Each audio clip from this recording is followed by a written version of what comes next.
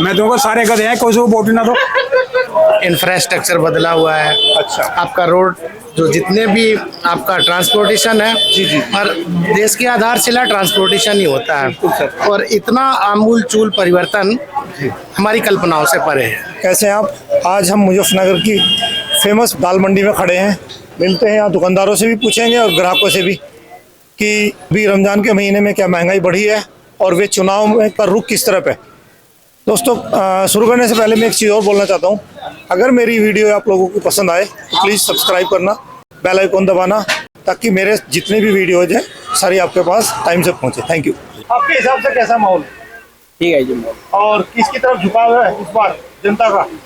सब भाजपा की तरफ आया जी। भाजपा की तरफ है। और बिजनेस सही चल रही है? बढ़िया। बस जी दुआ है ऊपर वाले की। सर कैसे हैं? बढ़िया सर। आप बताएंगे कुछ, दुकानदारी कैसी चल रही है आपकी? दुकानदारी अच्छी चल रही और रमजान के महीने में खरीदारी अच्छी चल रही है? है। अभी रमजान में अभी थोड़ा सा छीड़ पड़ी है मार्केट में, अच्छा उस हिसाब से कोई व्यवस्था नहीं है। अच्छा, ये बताइए कानून व्यवस्था कैसी है? आपने व्यवस्था बोला कानून व्यवस्था बहुत अच्छी है, पहले से काफी सुधार है। जी। और हाँ ले लीजिए। खरीदा जो देखिए, लोग बोलते हैं महंगाई, तो महंगाई में तो फिर आपका सामान बिकता नहीं होगा। नहीं नहीं, ऐसा कुछ नहीं है कि महंगाई हाईएस्ट पॉइंट पे है, ऐसा कुछ नहीं है। नॉर्मल जैसे भाई जैसे महंगाई बढ़ी है उसी हिसाब से इनकम भी लोगों की इंक्रीज हुई है, तो इसमें भी बहुत सुधार है। तो किसे वोट कर रहे हो आप?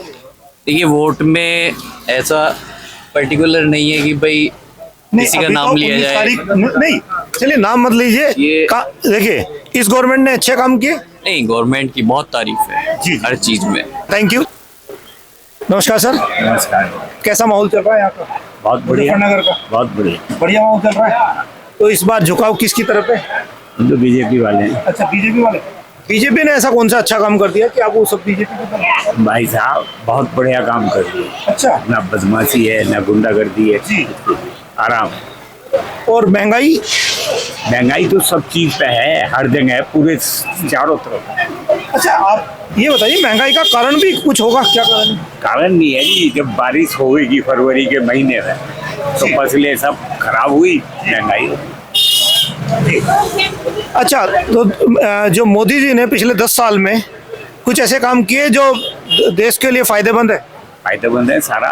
बताओ, कुछ मजा आ रहा है, जीएसटी चालू हो गया, इससे बढ़िया क्या बात है। अच्छा जी। तो लोग, ये अपोजिशन तो बोलते हैं कि जो दुकानदार हैं, रिटेलर्स हैं, वो परेशान है जीएसटी से। हम तो परेशान नहीं है जी। अच्छा, नमस्कार जी। नमस्कार। आपका नाम सर?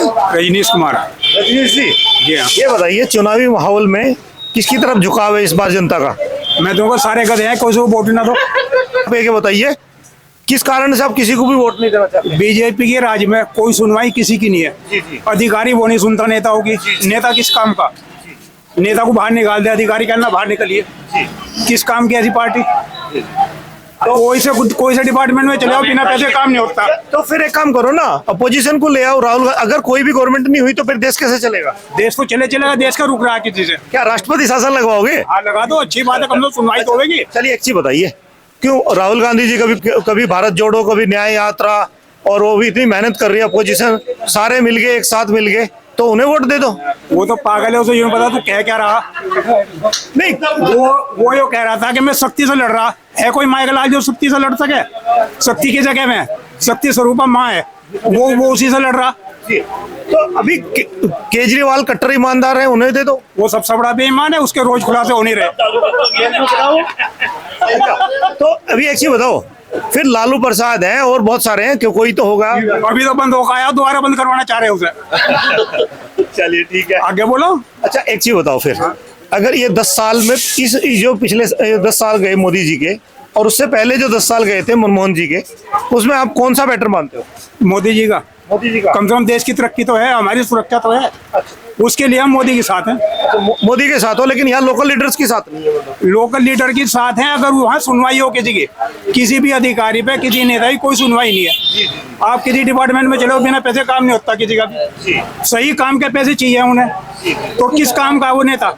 मोदी सरकार गलत नहीं है, मोदी सरकार सही है, मोदी सरकार गलत नहीं है। अच्छा, लेकिन नीचे के उसकी सुनवाई नहीं हो रही अधिकारियों पे। जब नेताओं के पर काट दिया, आपको कुछ नहीं कहना है तो क्या करेगा नेता ही? तो इसका मतलब सरकार सही है, लेकिन जो हमारा सिस्टम है वो करप्ट है। चलो करप्शन पे बात आई, जो गवर्नमेंट की पॉलिसी, जो डायरेक्ट बेनिफिट स्कीम्स है, जैसे किसी किसानों के पास खाते में पैसा जा रहा है, बुजुर्गों को पेंशन मिलती है, इस तरह की योजनाओं में भी क्या धांधली है? कमा के तो दे रहे हम, हमें क्या की सुविधा मिल रही गवर्नमेंट से? गवर्नमेंट को चला रहे हम, टैक्स दे रहे हम, सारे काम कर रहे हम, व्यापारी को क्या सुविधा है? फ्री का बांट रही है, उसके बाप का है जो बांटने लग रही, क्यों बांटी? वो दूसरे कमाई, अपने घर से अपनी जमीन बेच कर बांटो ना, वो बांटो। हम दोनों का उन्हें सारा उनके नाम कर दो, अपना करो ना, पब्लिक का क्यों कर रहे हैं? 5 साल में नेताओं की जमीन क्या, उनकी तो प्रॉपर्टी भी दुगनी हो जाती। उन्हीं की तो हुई, हमारी तो आधी रहेगी, हम तो खाली हो लिए, हम खाली हो लिए, उन्हें दे देंगे। तो इस बार फिर आवाज क्यों नहीं उठाते? फिर 5 साल बाद, 5 साल तक तो गुलाम बन जाएंगे सब। सुनवाई तो नहीं है, कोई आता तो नहीं है। अगर जो किजू कहना शुरू करो, वहीं से 4 आदमी खड़े हो गए, भाई बस छुट्टी हुई। और व्यापारी लोग इतना टाइम भी नहीं इनके पास। बहुत बहुत धन्यवाद सर। कैसे हैं? बहुत बढ़िया, आप सुनाइए सर। बस अब ये बताइए, चुनावी माहौल में किसकी तरफ आपका झुकाव है, या मतलब सरकार ने क्या अच्छे काम किए या बुरे? नहीं, कई पक्ष तो सरकार के बड़े इंफ्रास्ट्रक्चर बदला हुआ है। अच्छा। आपका रोड, जो जितने भी आपका ट्रांसपोर्टेशन है, और देश की आधारशिला ट्रांसपोर्टेशन ही होता है, और इतना आमूल चूल परिवर्तन हमारी कल्पनाओं से परे है।